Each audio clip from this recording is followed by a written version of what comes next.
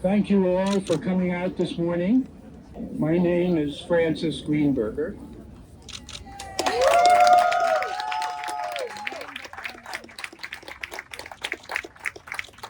Make sure you're not in the wrong place. Welcome to the ribbon cutting ceremony for Hope House of Crotona Park. So amazing. An important distinction because there are a lot of Hope Houses, but this is the only Hope House of Crotona Park. This has been a very long journey to find a path to a better way. When I was first exposed to the criminal justice system as a result of my son's behavior due to a variety of mental health issues, I found a system struggling to provide better answers. I found a world in which the system administrators were dissatisfied with the variety of outcomes available to them.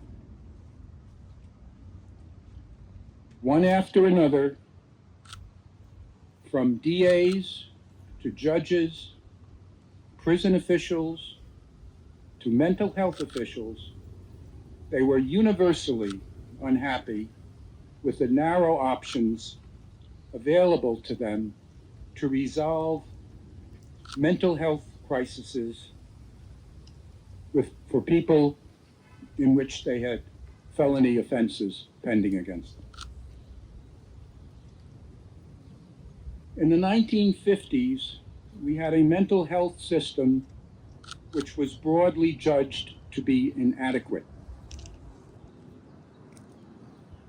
This closed-door system was replaced with an open-door system supported by new pharmacological approaches. This worked some of the time, but not all of the time, and resulted in our prisons being full of people for whom the new open-door system did not work or was not suitable. From these ashes, a new heroine decided to answer the frustrations of those charged with using the existing system. My partner, Cheryl Roberts, decided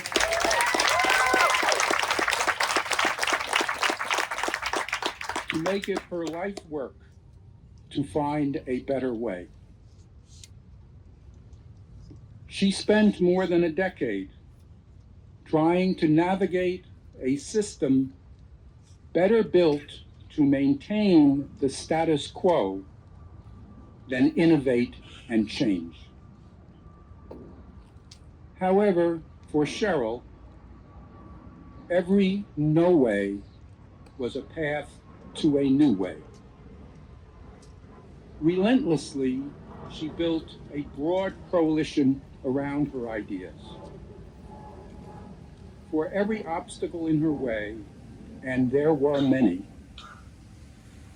she found a new path. It should not have been as hard as it was, but she persevered. And here we stand, almost 15 years later, on the steps of a new way, a new approach, with hope at the door and in our minds, that perhaps we found, or will find, a better way to respond to justice-involved people with serious mental illness.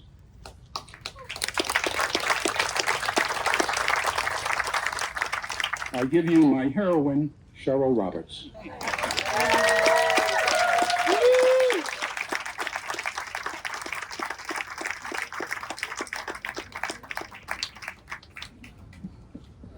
Morning, everyone. Good morning.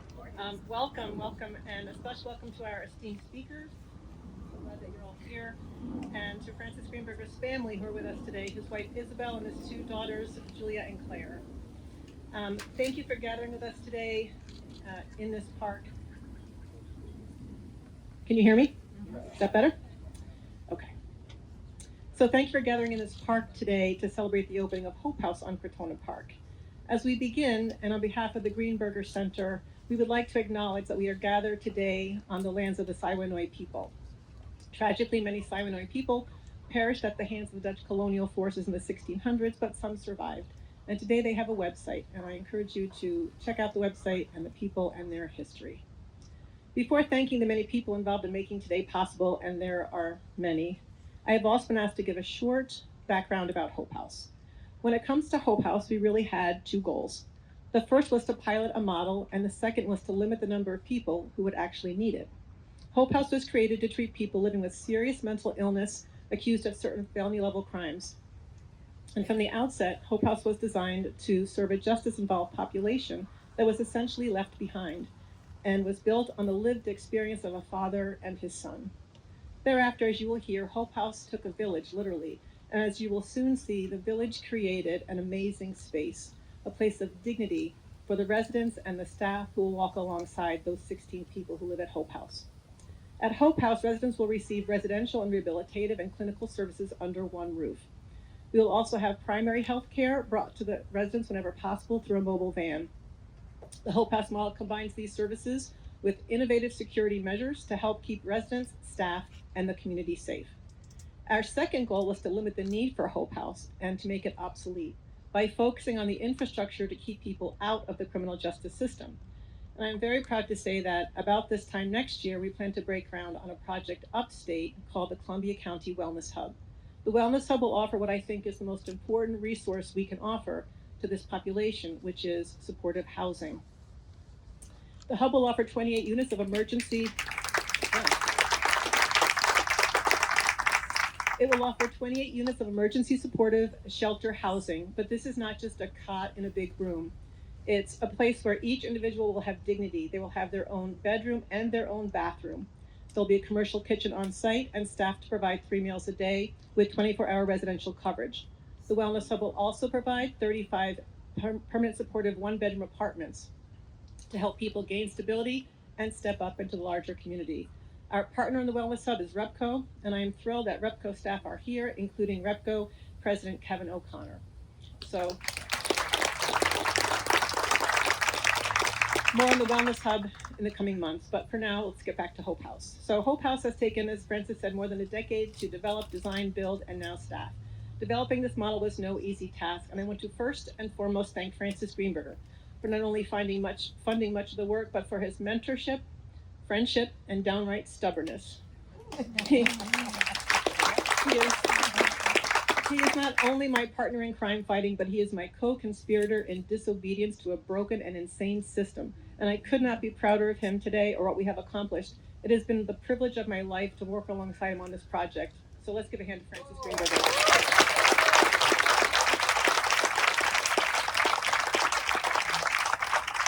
Okay, so now we have a lot of people to thank, and I just beg your indulgence. I know it's going to be a little bit long, but you can't do this in 12 years without having lots of people to help you. And it would have taken longer than that if I didn't have all these people helping me. So let's hold the applause until the end to make sure we have time for our speakers too, because we have a lot of speakers who want to speak. So first, our board of advisors and directors who've been with us the whole time, our deepest thanks. In particular, thank you to Board of Advisors Dr. Ralph Aquila and Eileen Margolin, who have really gotten into the weeds, helping even as early as this week to help us figure out who should come to Hope House. Thanks also to Board of Advisors Brian Fisher and Joanne Page. A special thank you to Board of Directors Seth Costin, Diego Segalini, Irina Latanzio, Rebecca Ziff, and Damon Rowe. In those early days, we needed much guidance, and I'm convinced we wouldn't be here without John Del Giorno and the team at Pitta Bishop. John couldn't make it, but I know Carlos is here, so thank you, Carlos. We also must acknowledge the people from the Bronx. From Bronx Borough President Vanessa Gibson to District Attorney Darcel Clark and public defenders like Claudia Montoya, to members of Community Board 6 who are my heroes. After 8 months of discussion, Community Board 6 said yes to Hope House. And by the way, we want 4 beds reserved from the Bronx. Fair enough.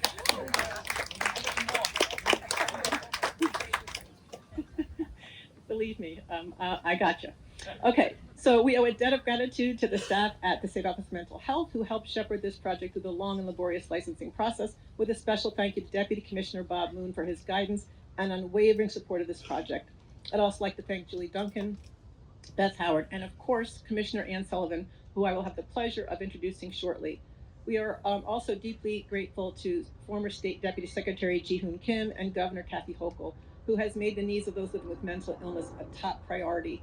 And I am convinced without her leadership, we would not have crossed the finish line. Many thanks to our consultants along the way, especially Eve Addis, who helped us get our license. And thank you to the New York City and New York State legislatures for helping support Hope House with grants, including Speaker Heastie, Senators Salazar and Sepulveda, Assembly Members O'Donnell, Weprin, and DeLon, and the New York City Council for their long-standing support, including from its speakers, starting with Speaker Mark Viverito and continuing to Speaker Menon.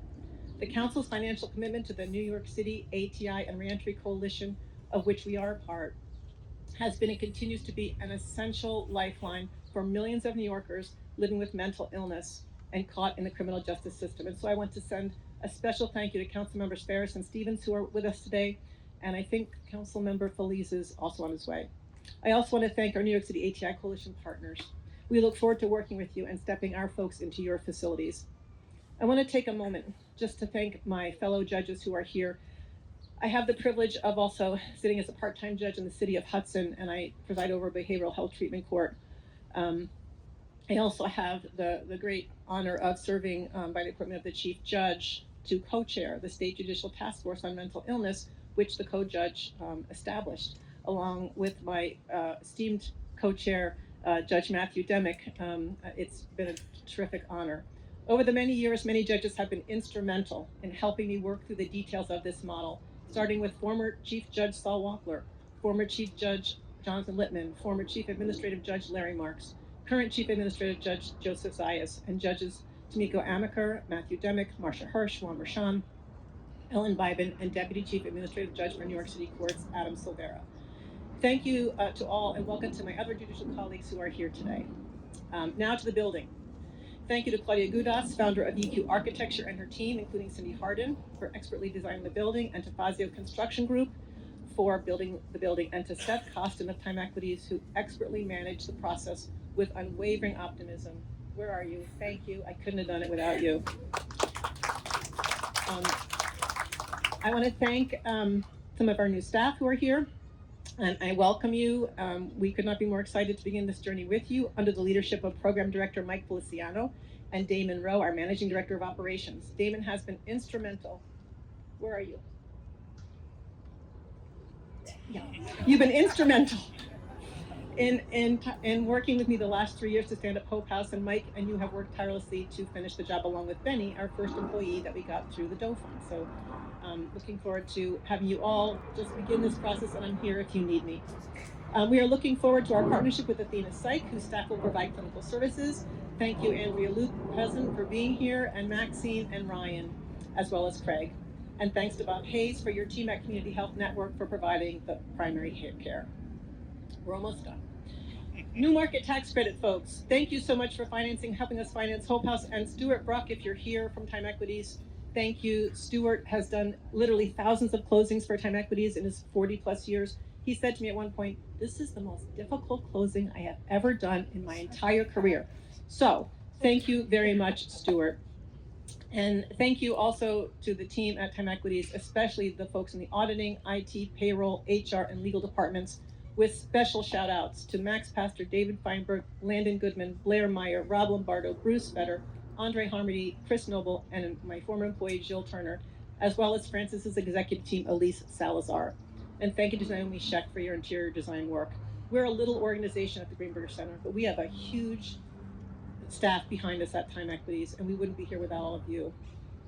I must also thank the amazing team at Flawless and Quinn PR for jumping in at the last minute and helping me put this together. Couldn't have done it without Janine Francolini from Flawless, Stanley, Phoebe, Oliver, Shelley, Chris and Kareem, and of course Cassandra Small from Quinn PR.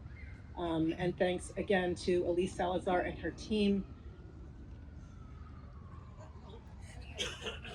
Yes. He's my boss. I have to say yes. I would anyway. It was a very reasonable request. Okay. And okay, we're almost done. This has taken so long that there are people who were instrumental in the beginning who have sadly passed, and I want to recognize them now. So DJ Jaffe was a staunch advocate and a thorn, right? He was more than a thorn in the side.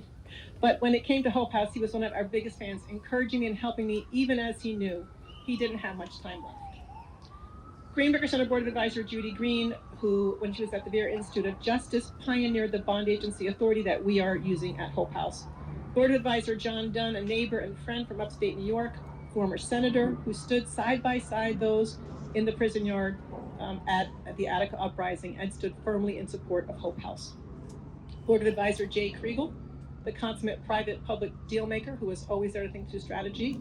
And the last person, and then Francis is going to come up, but is Board of Advisor Herb Sturz.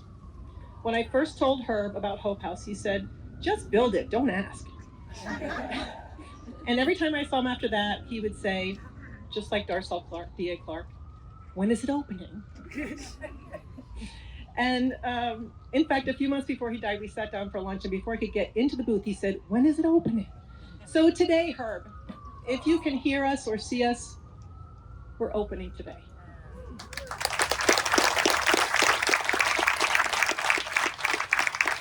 And one more that's special to me. Thank you, Cheryl, for letting me do the acknowledgement. Throughout all this, and actually prior to that, when I was having a lot of difficulties with my son, Dr. Lloyd Cetera played an essential role in my life in first helping me with my son, and then later as an advisor as I developed with Cheryl the ideas for this program. And so I want to give a very special thanks to Lloyd, who's here today as well. Thank you for all of your very sage and helpful advice. Now you can give all of those folks that were mentioned a big round of applause. Thank you.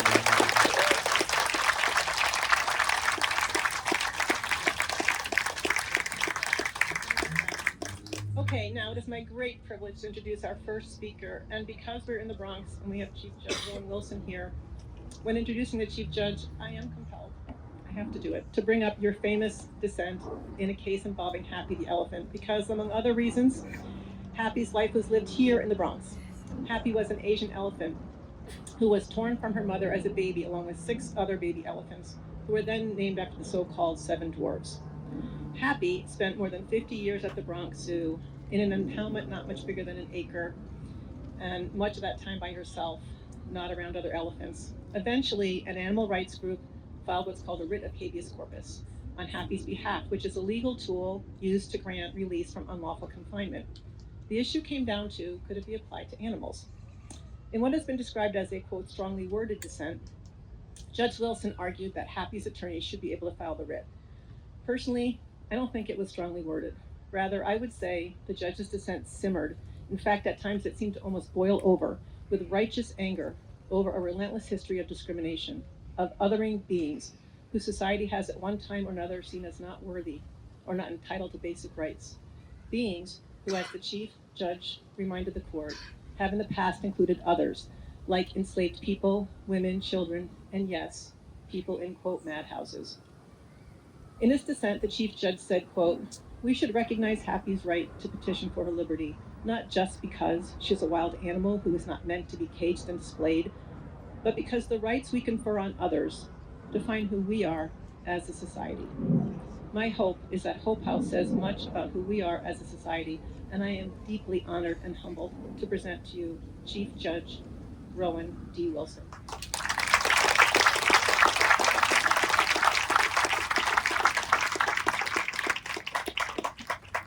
Thank you, Carol. It's a pleasure to be here. I wouldn't have missed it. I'm supposed to be somewhere else, but I'm not there. I didn't expect to say anything about happy today, and I don't recommend that any of you read my very long dissent because it is very long. But if you do read it, when you read it, if you read it, ask yourself whether it's about an elephant or it's about people. Because I think although the elephant is the vehicle, the dissent is about people. It's about all of us. So, human progress people have hurt each other from the beginning of humanity. Um, Sometimes intentionally, sometimes not. People have had mental illness since before anybody knew there was such a thing as mental illness because it's part of the human condition. It can affect any of us, any of our friends, any of our relatives, sometimes without warning. And it isn't the case that every time somebody hurts somebody else, it's because of mental illness. But there are certainly cases where mental illness is the cause or a contributing significant factor to why someone is hurt someone else. Progress, 12 years to get Hope House into fruition, built, ready to go, is a long time in one sense. In another sense, though, human progress in how we treat people who hurt other people, people with mental illness, is painfully slow. From crucifixion to breaking people on the wheel to the rack to other methods of torture to public beheadings, which people would gather to see as public spectacles, it's taken millennia to get to the point where those things we think of as barbaric. And in some places like New York, we don't execute people anymore. Mental illness, wasn't recognized until a couple of hundred years ago. And even then, when the legal system has come to think about mental illness, it has a very, very low standard for capacity to stand trial and a very, very high standard for exculpation from liability, which results not in freedom but in confinement in a civil instead of a criminal facility. In the more recent history of the United States, what's happened is there was a move to institutionalize people with mental illness and some people who didn't have mental illness but were thought to have mental illness, and to lump them into large state institutions with other people with other sorts of developmental disabilities or intellectual disabilities. And then starting in the late 1960s through 1970s, the thought was this is not really humane. We should just release these people to the streets without any treatment. And that coincided with the war against crime and greatly enhanced sentencing regimes, with the ultimate result that many, many, many people with mental illness are now in the criminal justice system, incarcerated for long periods of time. So the 12 years that it took to build Hope House, I view really as the snowball that starts an avalanche. That we now are really at, I think, what is a seminal point. It started a little bit earlier, and I really have to give special credit, to Judge Matthew Demick, who for almost 24 years ago, that he presided over the first mental health court in the country, mental health treatment court. There have been now more than 1,000 graduates of that court. We have nearly 50 such courts around the state. But as I have said to our partners in the legislature and the executive branch, the thing we need is not merely passage of the Treatment Court Expansion Act, which I think is a vital thing for this state's future and for the safety and welfare of everybody in the state, not just people with mental illness. But the thing we need is outside resources of a great variety to which places the treatment courts can send people to get treatment instead of incarcerating them and making their mental health worse. It is cheaper to do that. It is safer for all of us to do that. And Hope House provides a unique, one-of-a-kind, much-needed, small, but hopefully growing resource. And one of the reasons that I know that this is a snowball rolling down the hill is look at the people sitting behind me from every part of this state's government. Many people with whom I've had conversations about the expansion of treatment courts and the need to treat people with mental illness, to treat them instead of to treat them as criminals. So I couldn't tell you how happy I am to be here, how gratified I am, and how meaningful I think the opening of Hope House is. And I do want to extend really extra special thanks to the Greenberger family. It really shouldn't be the case that a private person should be the instigator of something that the state much needs. But if that's what it takes, it's lucky that we found that angel. And also to my friend, Judge Roberts, whom I adore. Thank you all.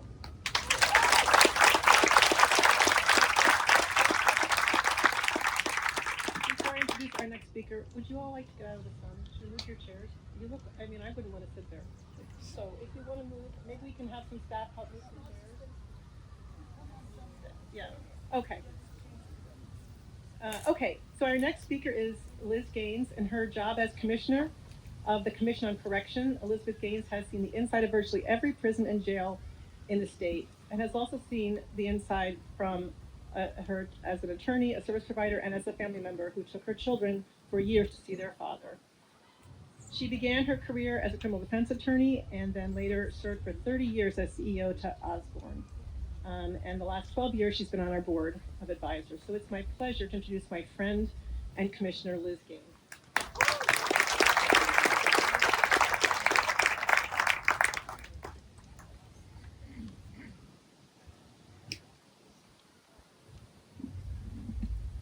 Thank you. So Mayor Mamdani said it about the Knicks, but we could say it about Hope House. We never thought it would happen, and of course it happened. I was never really a big fan of relying on hope to achieve goals. It seemed passive to me, but I've come to understand that when it's backed by intention or by strong-willed people like Francis and Cheryl, it becomes an active verb. They followed my favorite philosopher, Buckminster Fuller's approach. If you want to teach people a new way of thinking, don't bother trying to teach them. Give them a tool, the use of which will lead to new ways of thinking. I'm not a brain health expert, but even I know that locking a human being in a cage is not treatment. And I'm not a numbers person, but even I know that more than half of the people that we're locking in jails and prisons are suffering with mental illness. And that's not even counting the dozens of people on Rikers Island awaiting transfer for treatment intended to restore them to competency, if that's even a thing. In my role at the Commission, I chair a Citizens Council that reviews 4,000 appeals of grievances from 57 county jails. I'm kind of like a chief judge.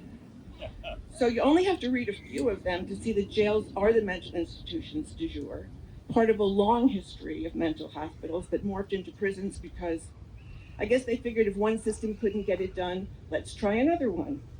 Clinton was the location of the Dannemora State Hospital until it closed in 1972. The Gowanda Correctional Facility used to be the Gowanda Psychiatric Center. The now closed Willard Shock Prison opened 30 years ago, closed 30 years ago. No, it opened 30 years ago when they closed the Willard Asylum for the Chronically Insane, which in its time, over the 150 years it operated, was the largest mental institution in the United States. You should go see the 5,776 unmarked graves still there. When, as a law student, I first visited a client at the place we now call the Fishkill Correctional Facility, it was the Mattawan State Hospital for the Criminally Insane, which had been renamed kindly from its original moniker, the Mattawan Hospital for the Furiously Mad. Now, aren't we lucky that Francis Greenberger and Cheryl Roberts got furiously mad about the lack of humane alternatives for people with serious mental illness who commit serious crimes? It was obvious to them, as it must be to anyone paying attention, special courts are cool, closing prisons is part of it, reimagining public safety responses, wise, but asking health and mental health agencies to expand existing models is insufficient.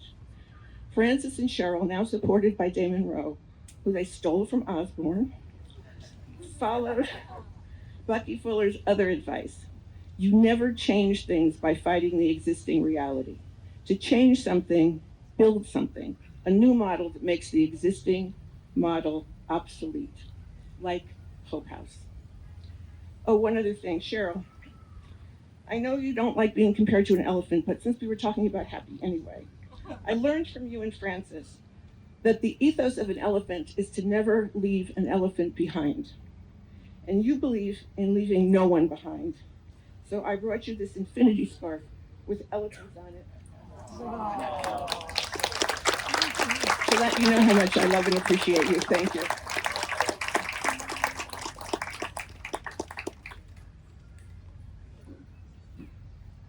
Okay, wait.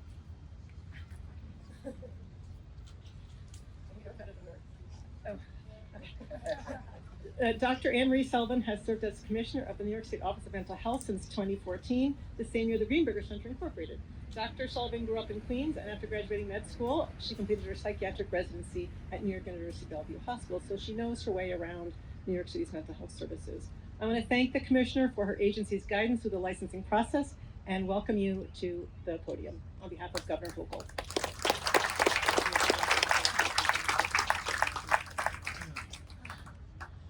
Good afternoon, everyone. This is a beautiful place, a beautiful day, and behind us is a beautiful building. And it's just incredible to be part of thanking everyone for what they've done. On behalf of the governor, I would like to thank the Greenberger Foundation, Francis Greenberger, Cheryl, all the justices, all the legislators, the borough president, everyone who has been a part of making this happen. Much has been said about the mental health system and not being where it needs to be. But I do have to say that this governor has been one of the most forceful in terms of helping us to transform that system. And over $2 billion has been invested over the past 4 years. And that means, for example, that while in many ways we are still struggling with individuals, as you've heard from everyone, in terms of jails and prisons and some mentally ill, we now have 51,000 residential beds across New York State for individuals with mental illness. That's the highest anywhere in the nation. And it is there giving permanent homes. And these beds offer, again, a transitional place, but again, an opportunity for individuals to get the services they need in the residence that they need. I also have to thank the Bronx community, because many communities don't welcome the services that we put out for individuals with serious mental illness. But the Bronx has welcomed it, and we can't thank you enough. So thank you to everyone. The governor's support is here. The governor's support will continue to be here for mental health issues, and we will continue to strive to help individuals with mental illness not sift into the criminal justice system, but find their way to true hope and recovery. I looked at the definition of hope, and the definition of hope is the desire accompanied by the expectation that that desire is obtainable. So when I think about how this Hope House came to be, it was that hope by all the people who put it together who believed that that desire was obtainable. And then when I think about the individuals who are going to be living at Hope House, they're coming in with their desire. And I'm sure that part of their desire is to recover from their mental illness and live full and successful lives. And what Hope House does is make that desire not just expected, but obtainable. So congratulations to Hope House, congratulations to everyone who put together this wonderful, wonderful program. And I think it will be a model. I think it will be something that we will be able to hopefully expand across New York State. Thank you so much.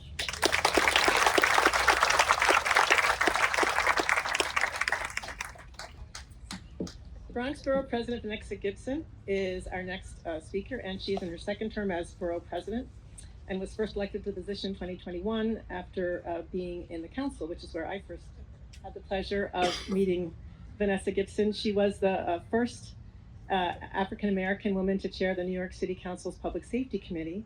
And I remember being in meetings with her, and she just championed alternatives to incarceration, including Hope House. So it's my privilege now to introduce Bronx Borough President Vanessa Gibson.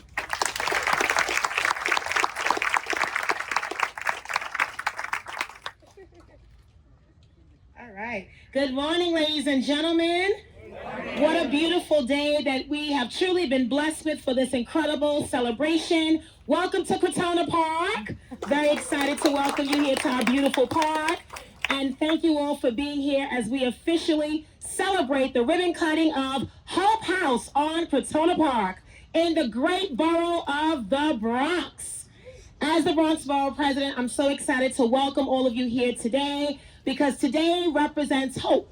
It represents opportunity. It represents a new chapter as we collectively move forward in our pursuit to ensure that any New Yorker that is in the criminal justice system living with a mental illness has the opportunity to achieve a pathway to healing and recovery. I'm honored to join all of you for this incredible moment, and I want to first acknowledge Francis Greenberger and the entire family. Thank you to the Greenberger Center for Social and Criminal Justice for your long time work. I met the Greenberger Center back in the New York City Council. That was about 4 speakers ago, when I began my time with then Speaker Melissa Mark Viverito, followed by Speaker Corey Johnson. And I served as chair of the City Council's Public Safety Committee, the first person of color to ever chair that committee. And I learned about the ATI and ATD Reentry Coalition and Greenberger, Osborne, Fortune, Cases, CEO, Women's Prison Association, and Legal Action Center. And we learned from each other, and we grew, and we grew, and we put more money in this initiative and more money. And I learned about Hope House. And this has truly been a labor of love. Cheryl talked about the long amount of time that it took to get here today, but guess what? Greenberger never gave up. The staff, the board members, thank you for believing in hope for a better tomorrow. I want to acknowledge all of my elected officials and distinguished guests who are here. So thank you to Cheryl Roberts, our Executive Director of Greenberger, for your long-time commitment and the love that you have for reforming our criminal justice system. Thank you to our New York State Chief Judge, Justice Rowan Wilson, and all of our distinguished judges who are here with us today. To our Commissioner of the New York State Commission on Correction, Elizabeth Gaines, who's been a great friend over these years when she served as our longtime leader of Osborne Association. It's been an honor to work with Liz and her team. New York State Office of Mental Health Commissioner, thank you, Ann Sullivan, for the great work you have done. We have cut ribbons on so many new apartments right here in the Bronx, and I'm honored to work with OMH.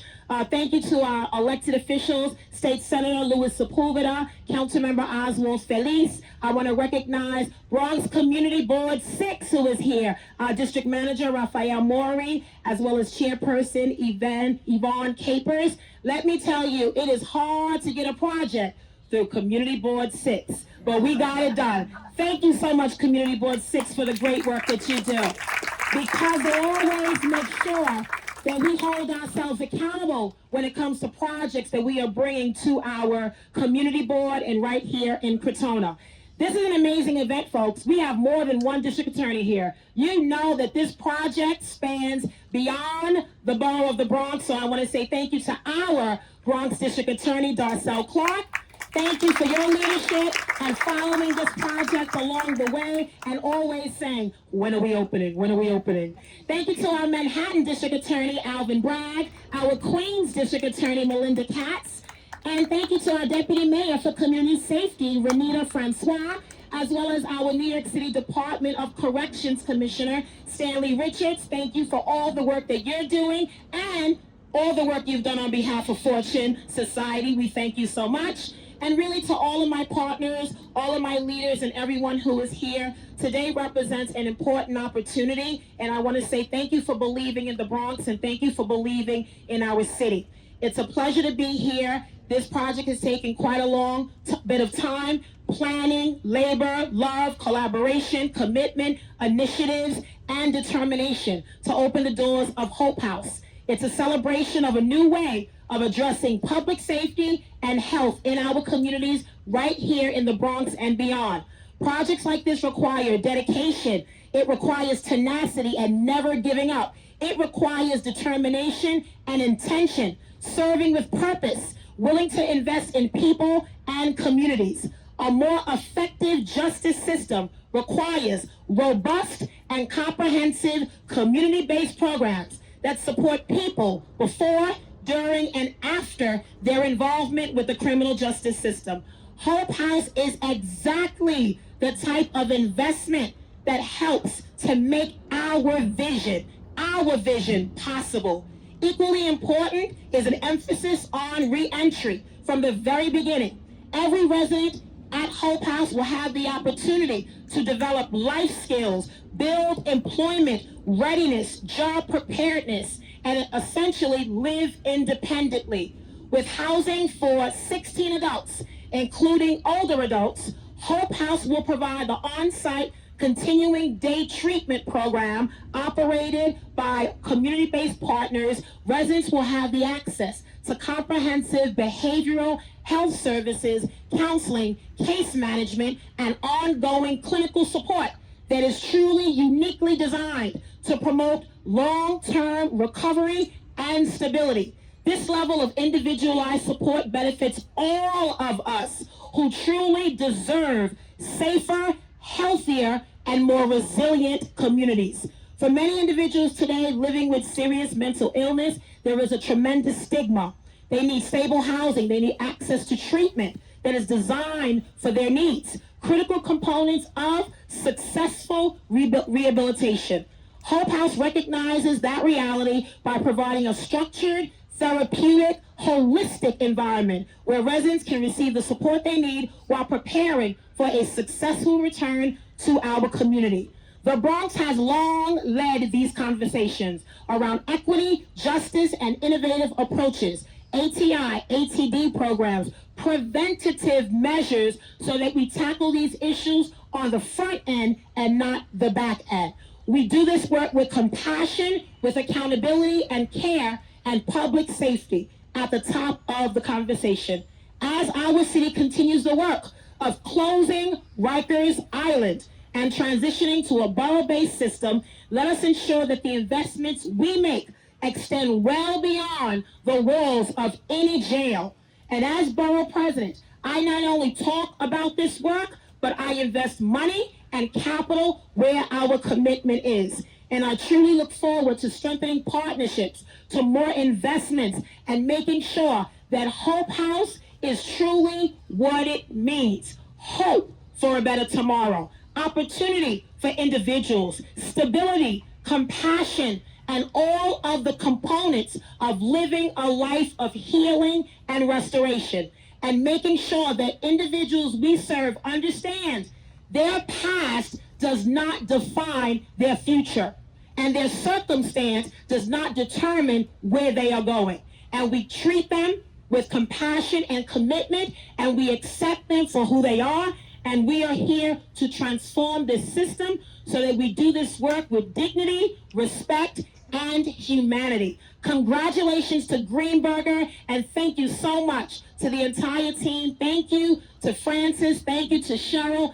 and thank you everyone for never giving up on the possibilities and making sure that we can be the hope for a better tomorrow. Thank you so much, ladies and gentlemen.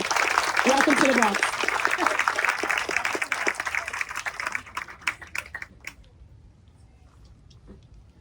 Speaker is Senator Luis Sepulveda, who first was elected to represent the 32nd District in the Assembly and is now in the Senate. And he has been a staunch leader in the criminal justice reform area and a strong proponent of legislation supporting rehabilitation and reentry. And he is one of our longest standing supporters of Hope House, and I'm pleased to invite him to the podium now.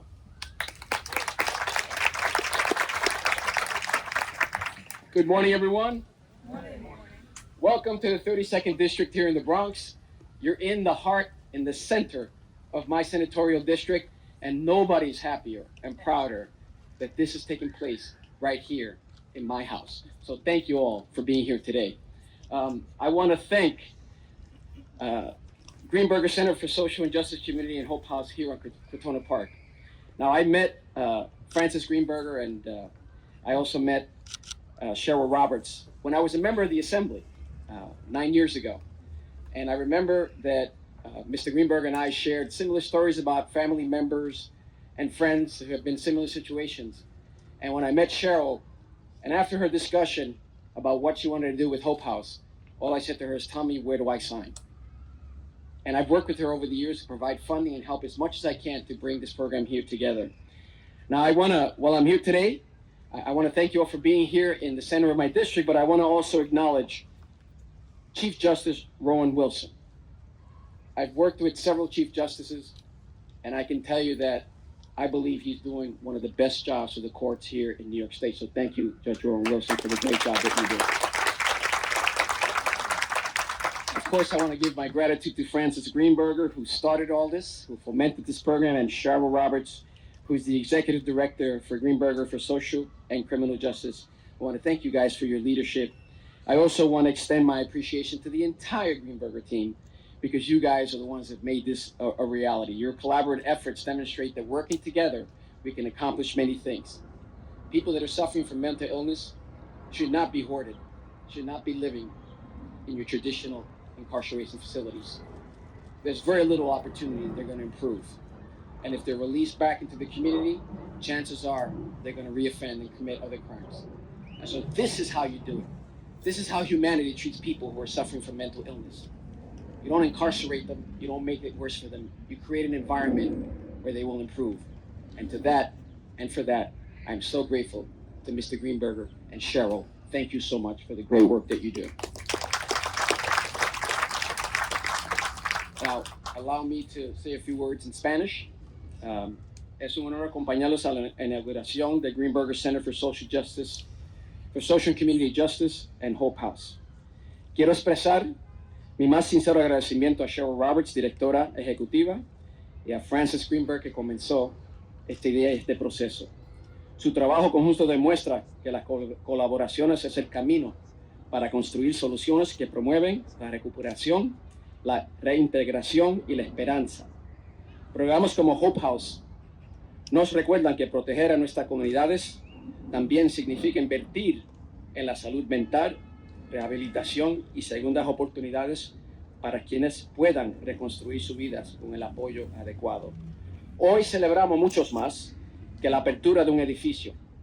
Celebramos un modelo que pueda transformar el futuro de muchas personas y sirve de ejemplo para todo el país y todos los estados aquí en los Estados Unidos. Felicidades a Francis Greenberg, a Greenberg Center for Social Justice y a todos ustedes por participar hoy.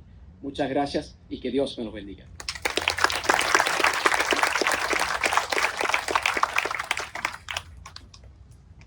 Our next speaker is Darcel Denise Clark, DA of Bronx County, and she's been in that position since 2016. She's the first woman to hold that office and the first woman of color to serve as a district attorney in the history of the state of New York. Prior to becoming a DA Clark was a judge. And I can tell you this day could not come soon enough. As I've said before, I couldn't face Darcel Clark at one more event. And all I can say, DA Clark, is that I cannot wait to take you on the first tour. Cannot wait. So please come up.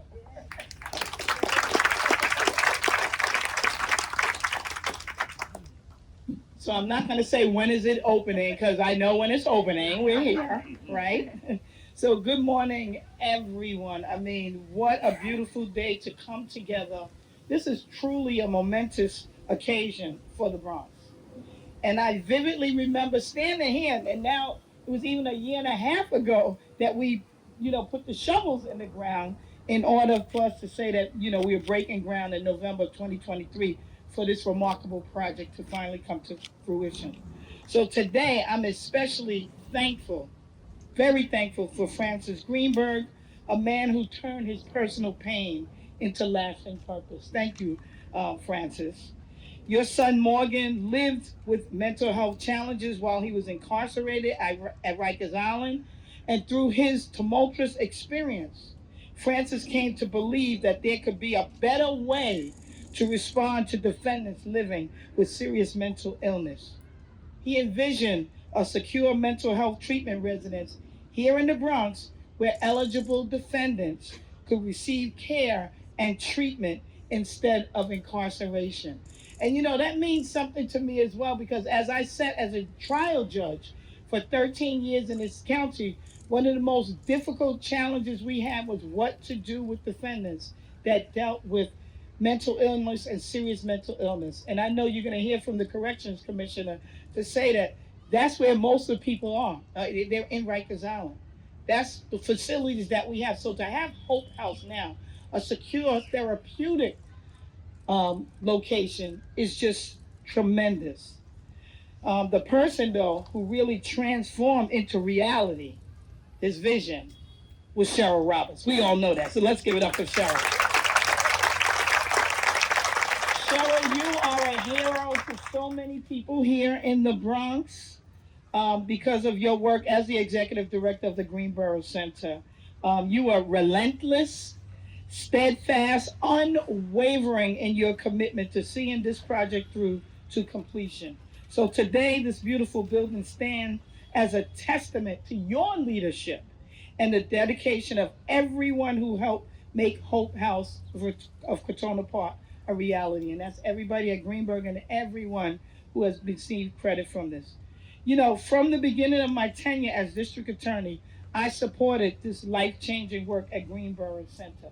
It was 10 years ago, a decade ago, Cheryl came to me and asked me, you know, for assistance that I could provide to help the dream of Hope House to become a reality. And I couldn't be prouder to say where to sign, and then for the next 10 years to bug her to say, when are we opening it, you know? But it's both my experience as a prosecutor and a judge. But I'm also going to tell you, as a lifelong Bronx resident and someone who also has family members that have suffered from serious mental illness and have been justice involved, this is so important to have a place like this, because this is really what is needed. Because as I've had that lived experience as a prosecutor, judge, and just as a Bronx resident, it's taught me that there are individuals who are far better served by staying in a place like Hope House rather than behind bars. Mental illness, and we all know this, by itself does not cause criminal behavior. However, when individuals living with serious mental illness enter the criminal justice system, they find themselves in a system that was never designed to provide care for them. Never, never there to give them the treatment that they need.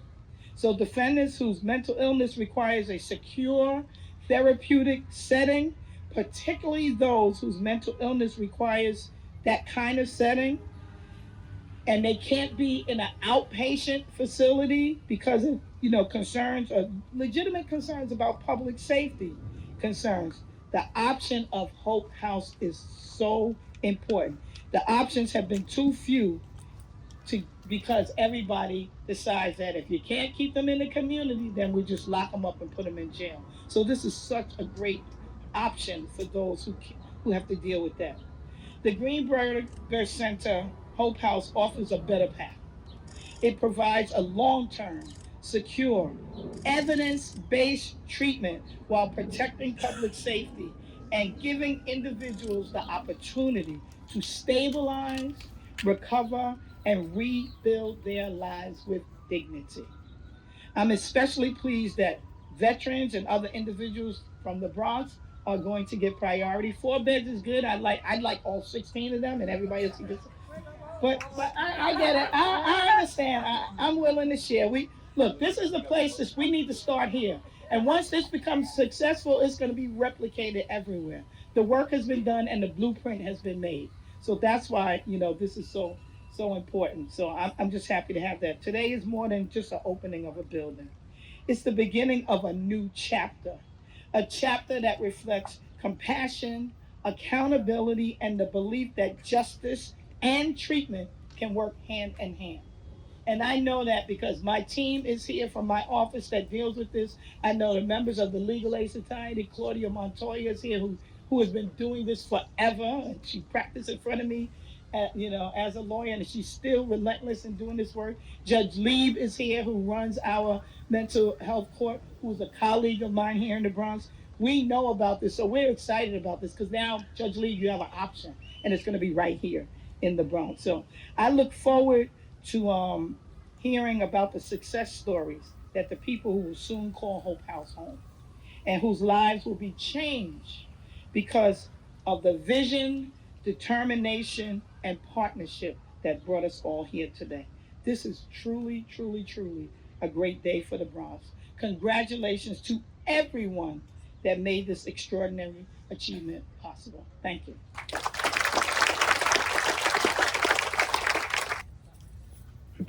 Our next speaker is DA Alvin Bragg. When DA Bragg first heard about this in 2015, he was on board right from the beginning. Now, for those of you who are at the groundbreaking, you might remember a little competition between DA Bragg and DA Clark about who was going to have the first person. Now, I have to say, DA Clark, that it's actually DA Bragg. New York County had the first person, and his staff has been very relentless about giving us more referrals. But as of today, I think, or yesterday, we accepted someone from the Bronx. So we got you.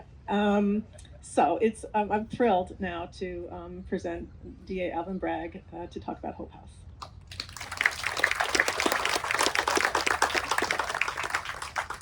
I'm just grateful that we're one city, and we get to benefit from the largesse and beauty of the Bronx. I've been in awe of this project. I love how we're all talking about where we were 10 years ago, because I remember being at that time at the New York City Attorney General's office. I was overseeing the Healthcare Bureau and sitting across from Cheryl as she explained this to me, and I literally had my mouth open. I said, "This sounds phenomenal."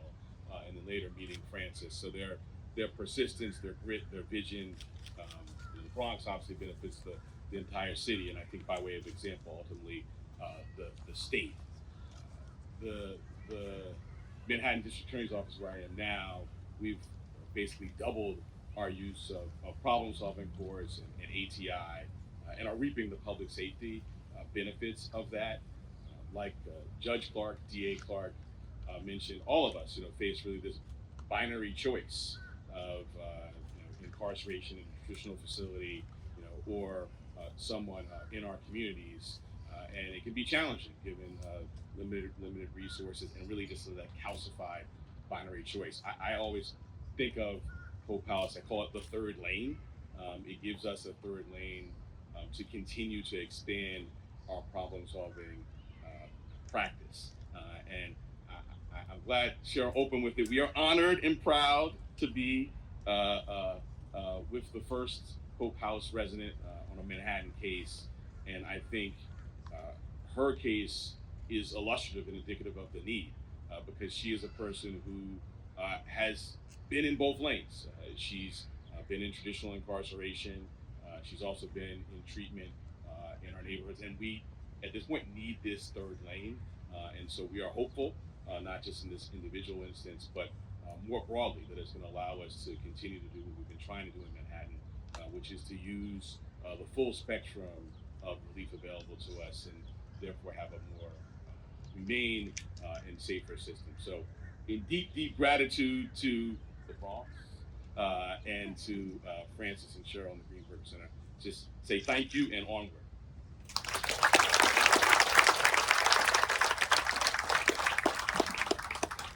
Next is DA Katz, and she is also the first woman to serve as DA in Queens, and wasted no time when she went in office making changes to the way justice was done.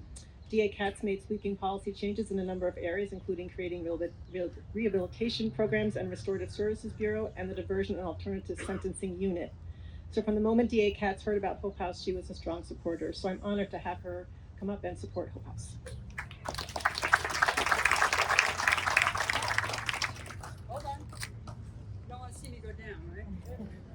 So yeah, I was a little bit. I was part of that competition about where everybody would go first. I have my executive here, Teresa Shanahan, who is the executive over rehabilitation and restorative services. So now, all she hears is now there's a space for us in Queens County. So I do want to take an opportunity to thank Francis Greenberger and Cheryl for all the work they do. When I was running for DA, I spoke to Francis. I don't know if he remembers, but I remember. Do you remember? Really? So I'm happy he says that. I'm not sure that that's right, but yes, it's nice that he says he remembers. Do you remember? So, he was amazing to me. I mean, because as DA, everybody asked me about punishment and years in prison and the bail laws that had just changed and discovery laws that just changed.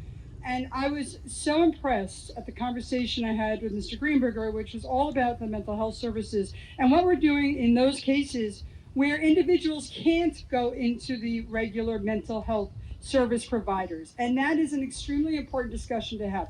But because everyone's had this discussion today, with Mr. Greenberger's permission, I'd like to take the liberty as the DA to talk about something else. To me, this is one of the biggest problems. How do they get to us? How do they get to us? We have here the Commissioner of Mental Health Services for the city, the state, corrections, Francis Greenberger, his board, all these advocates for mental health services. So I would like to thank Francis Greenberger and the whole team for taking up where there was clearly a void.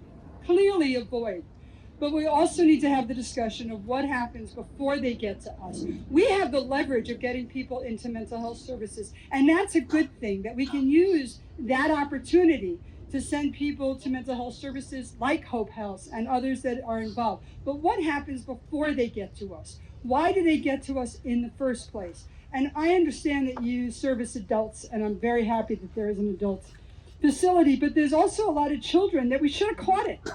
We should have caught it. So all the advocates here for mental health, I put out a plea to please, let's work together to catch it before they end up at Alvin Bragg's doorstep, at Darcel's doorstep, at my doorstep, and really look at the difficulties of having children also with mental health issues and why parents and families sometimes feel like there's nowhere to turn. There is the difficulties, there is the stigma, there are the deluge of other parents who will tell you what you're doing wrong with your kids when you have mental health children issues. And there's the isolation of the family. There's the isolation of the family. So I am so happy to be here at the Hope House, and I'm so happy to try every single day to be part of the solution as opposed to being part of the problem, because it's extremely important. And I thank everyone involved in this project who saw an issue, who saw a vacuum, and said, we may not be able to change the entire system, but this we can help with. Adults that end up in the criminal justice system who need mental health services, we can help with. We will do it. It may take 10 years, Ms. Roberts, but we did it, and you did it. Not Queens, but you did it. And I appreciate that. But I did want to just take the liberty of using my 2 minutes to just make a plea out there that we need to figure out what happens before they get to the criminal justice system as well. And so I thank you for listening to me, and hopefully with all of the expertise and all of the advocates in this room, we can work together for that solution as well. Congratulations to the Hope House.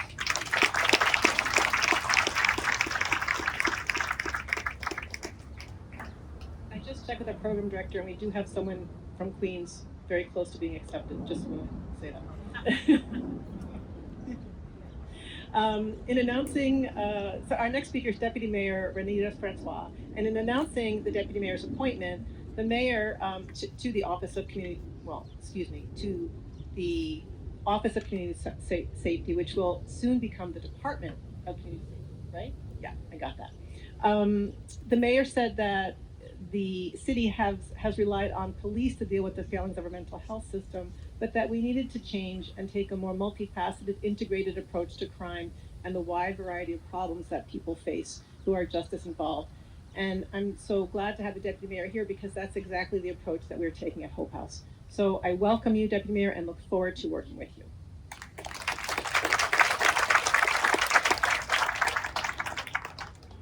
Good morning, everybody. Unlike everybody else, I'm the new kid on the block here, so I can't take any credit for the wonderful Hope House that we have behind us that I can't wait to see. In 2015, I was the executive director of an initiative called the Mayor's Action Plan for Neighborhood Safety that focused on how do you increase safety and well-being in public housing communities that had experienced high rates of violence. And I can tell you that at that time, that was sort of the early beginnings of this very robust conversation around reimagining public safety. And doing that work really felt like, trying to stuff a watermelon through a straw. It just absolutely felt impossible to help people understand how we could do something else, how we could have more in terms of helping people and supporting communities beyond locking people up and putting them in jail as a cure to the many things that ill our communities. And so I'm really grateful to the Greenberger Center and to the elected and appointed leaders behind me, because they're doing more than reimagining what could be. They're giving me an example that I can point to in my work to say, this can be a reality. These alternatives are actually not just living in our imagination, but they are very real, tangible solutions that we can put our hands on. So I'm going to stick to my prepared remarks, but I just wanted to express that gratitude to everybody behind me, even the leaders of these systems that are very powerful and prevailing systems in the lives of many communities like the one here. But still, they are using their powers for good to do alternative things. So I'm really grateful.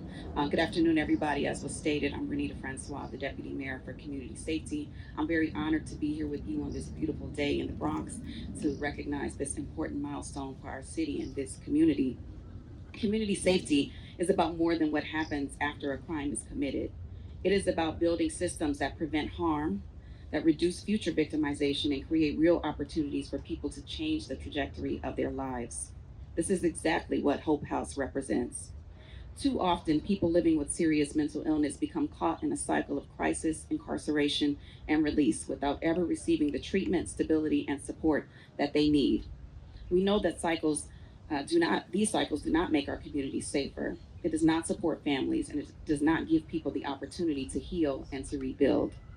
Hope House offers a different path. This innovative alternative to incarceration program brings together residential care, clinical mental health treatment, substance use services, primary health care, and intensive reentry planning all under one roof. It's a voluntary program, which is beautiful, that recognizes an important truth: accountability and compassion are not opposites. Hope House provides people with the structure, treatment, and support needed to address the challenges they face while also maintaining accountability uh, to the court in their community. It's a one of a kind model that brings together trained residential and security staff with clinical professionals who understand mental health, trauma, and the importance of de escalation. Because community safety is strongest when we do more than respond to harm, but we address the conditions that can lead to harm in the first place. Every person who successfully breaks the cycle of illness, instability, and incarceration represents a stronger family, a stronger neighborhood, and a stronger New York City. When we invest in stability and successful reentry, we are investing in safer, stronger, and healthier communities. I want to thank the Greenberger Center, community leaders, all the partners who made this day possible. Hope House reminds us that community safety and human dignity go hand in hand. When we create pathways to healing, we create pathways to safer communities, and there is hope in this house. I'm so grateful to be here today. Thank you all, and thank you to the Greenberger Center.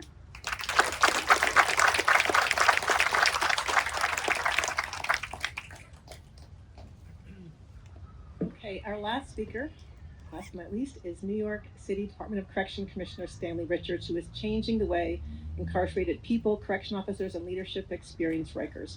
Commissioner Richards has been a game changer for Rikers, but I don't want to focus on the commissioner and what he's doing now. I want to focus on what Stan, as I knew him, was doing 10 years ago before COVID, when we actually sat down in person with members of the council and staff and talked. And I have memories of sitting on the table with Stan and others, my colleagues at the New York City ATI Coalition, each explaining our different programs and asking, okay, begging for program funding. And I would talk about Hope House and the importance of extending the continuum of care. And then I would turn to people like Stan and Fortune Society, and Stan and others there always said, yes, we'll take your folks.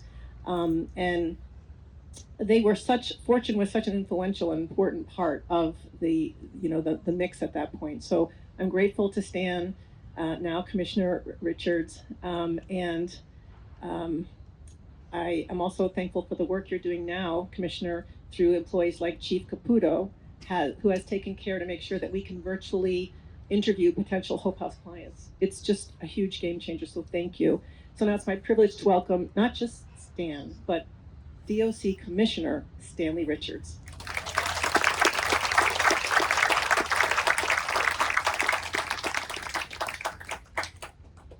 Good afternoon, everyone. But before I get into my remarks, I just want to mark this moment. This moment for Meg Egan and I, our first Deputy Commissioner, is one that brings and continues to build hope about what tomorrow can look like. And I just want to mark it. We had 3 DAs here today, and I hope we got it on recording, because I want that recording, that are competing to get people into Hope House, which means they will not be in the custody of the Department of Correction. We appreciate you. Thank you. Thank you. I want to start off by thanking the Deputy Mayor, Commissioners, Chief Judge, District Attorneys, the Borough President, and everyone who is here today.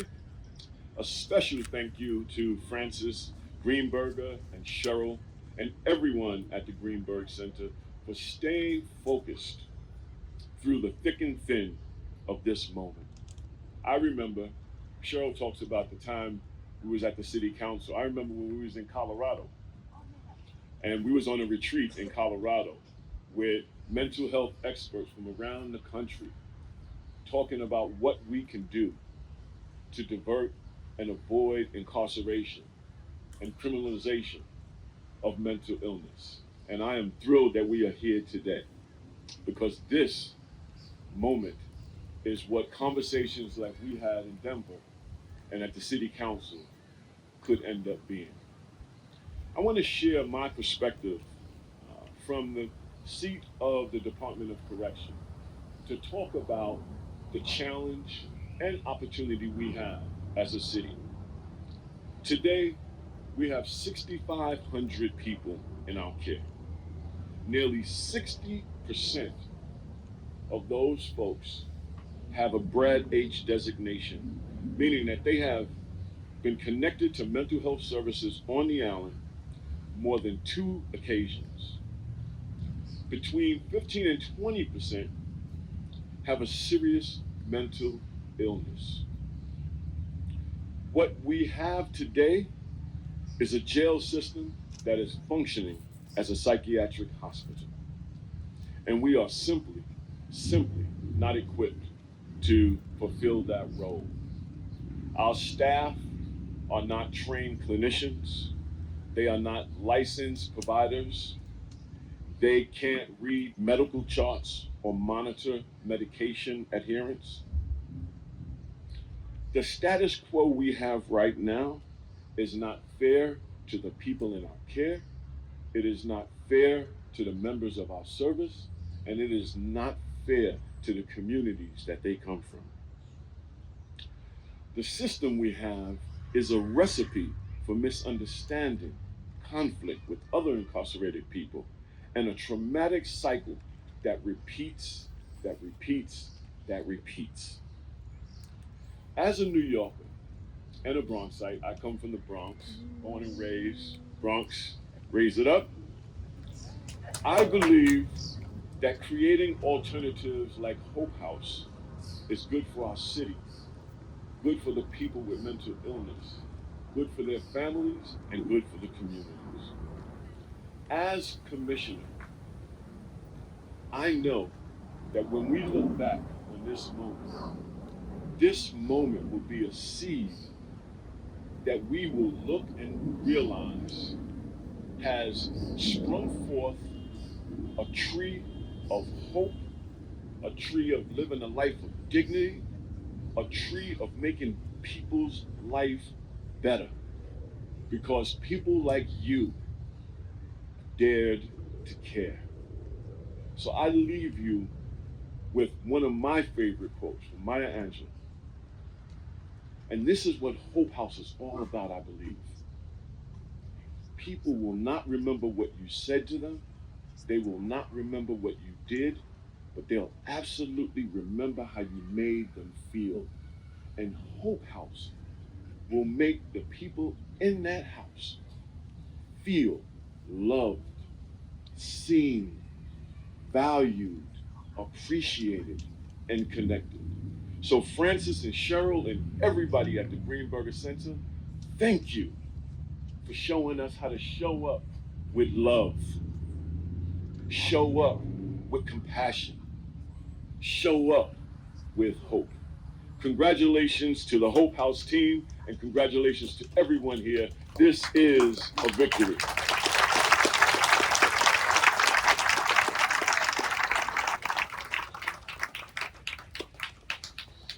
Okay, before we cut the ribbon, just one more thing. I have a gift for Francis, and it has to do with elephants and his mother. So I think elephants are amazing animals. They're creatures. They're amazing beings. They're incredibly smart. Actually, Happy could recognize herself in the mirror. They are funny. They joke around with each other. They care about each other. They don't leave each other behind, as Liz said. When one of them dies, they mourn. I also think a lot about elephants, especially Ganesh, a Hindu deity. When I meditate a lot. and Ganesh's to move blockages out of the way. So you can imagine, for 12 years, it's like, oh, to move this block out of the way. Francis's mother, Ingrid, was German, and she left Germany at 19 because she couldn't abide by the Nazi Party and its policies. She went to France and she became involved with the French resistance movement. She wrote an amazing memoir called A Private Treason, so read it sometime. She did so many courageous things. One of them, she was an artist and she would forge documents to help people get out of Germany. She also fell in love with a French soldier and became pregnant. And sadly, tragically, he was killed right before the end of the war. So she came to the United States and she met Sanford Jerome Greenberger, Francis's father. And he was running the Sanford J. Greenberger Literary Agency, and they represented some amazing writers, and they still do. Check them out too. And he was also involved in the war effort. So I tell you this because Francis Greenberger didn't just wake up one day when his son was incarcerated and say, well, I have to do something.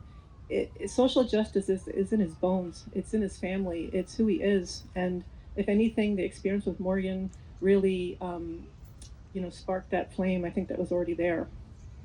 And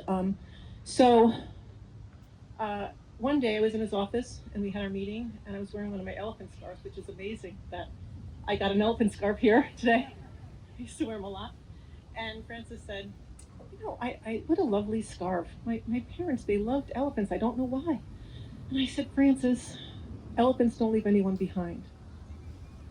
And he got it. So I had a friend, an artist,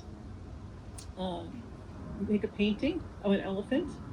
I was going to call her Happy, but I decided to call her Hope instead.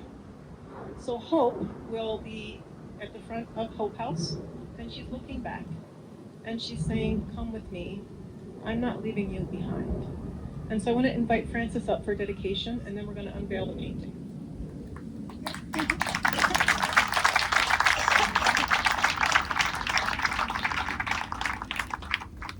So it's Jacqueline Rogers is the artist.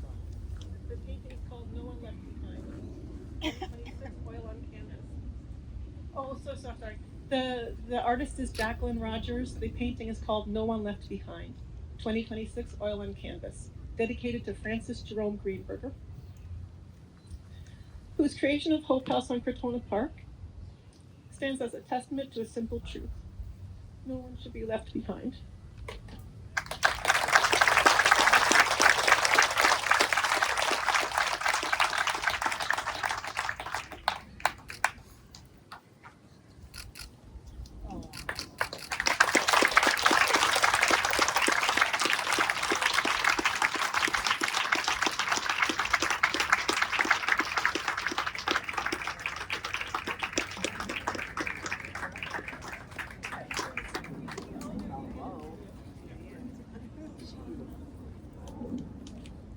Okay, let's do this ribbon thing.